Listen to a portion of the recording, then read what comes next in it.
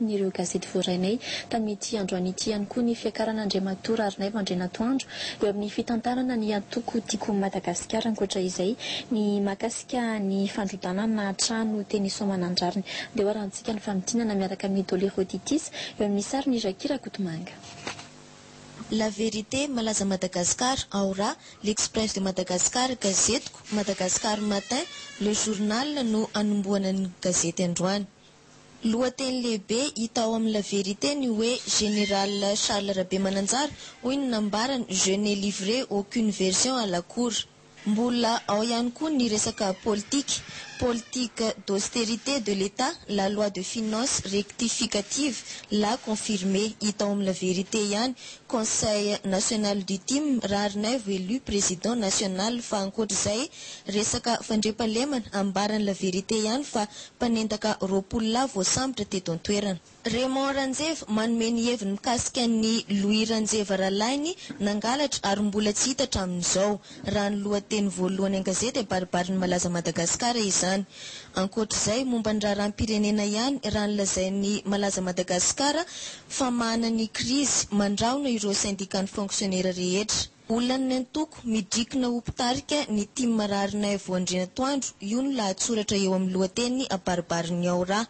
Mbola eo amin'ny resaka politika ihany ambaran'ny Aura fa vita ny fanarahana teny vontovorona saingy tsy mbola nisy soni. Ankoatr'izay raha fatim-by 17.5 taona no vakiana ilay conteneur vakoka hoy ny fanjakana. Eo amin'ny sehatriny sosialy resahan'ny gazety Aura ihany fa mbola velonaina 13 taona ineny be Rasoa Mananivo vavolombelon'ny tantara-pirenena. Na l'Express de Madagascar na Gazetiko na Madagascar Matin dia samy tatitra ny raharahantoko tim avokoa mamaly Andravalomanana marika Rarnaivo Andrenatoandro io no lazain'ny Gazetiko.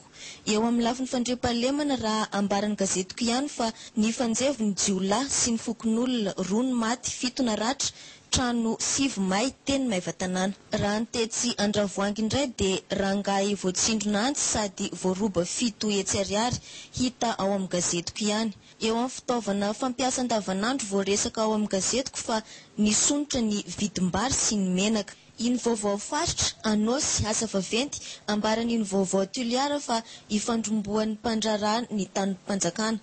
Mahalasa eritreritra ihany ny zava-misy raha ny nambara ihany.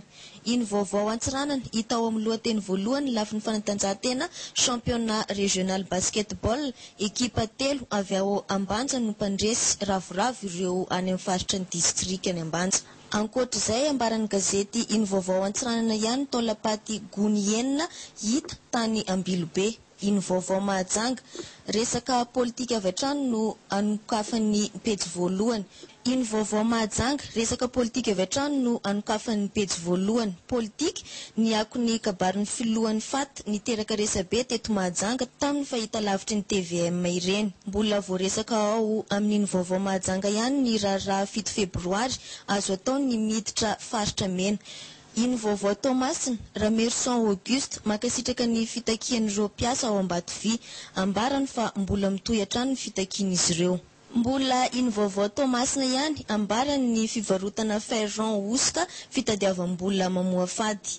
Na ny taratra na ny Midi Madagascar na les nouvelles dia samy tatitra ny raharaha adventista Soamanandrariny noravan'ny hémorragie ireo trano tsy ara-dalàna raha ny abaribarin'ny taratra eo amin'ny lohateny lehibe. Voalaza fa raha nahazo rariny ireo vahoaka voasakan-dalana teny Soavina ny mifanohitra amin'izany kosa no nitranga mikasika ilay tanin'ny adventista no bodon'ny andian'olona eny Soamanandrariny. Ambaran'ny taratra ihany tamin'izany fa tonga teny an-toerana omaly maraina ny hémorragie niaraka tamin'ny bulldozer nanodrodana ireo trano tsy ara-dalàna. Ankoatr'izay raha vontovoriny parlementan tetezamita alohan'ny fiaonam-ben'ny pirenena asehony eo amin'ny sary ao amin'ny gazety taratra ireo ho sénateur sy député isany. Midi Madagascar, accord politique de vontovoriny 346 nominations avant le 13 septembre. Mbola taterin'ny Midi Madagascar ihany Tico 70 conteneurs de marchandises vendues aux enchères par la douane. Hita ao amin'ny Midi Madagascar ny hoe 13e sommet de la francophonie, présence incertaine de Rajoelina à Montreux. Farany Courrier de Madagascar, Contentieux RDM acheté l'État dans le beau drap hita ao amin'ny lohateny lehibe ny Courrier de Madagascar izany. Ambarany ihany koa ny hoe Navim Ramgoulam, situation effroyable à Madagascar, PM mauricien et non moins président de la COI, rano nambarany ihany.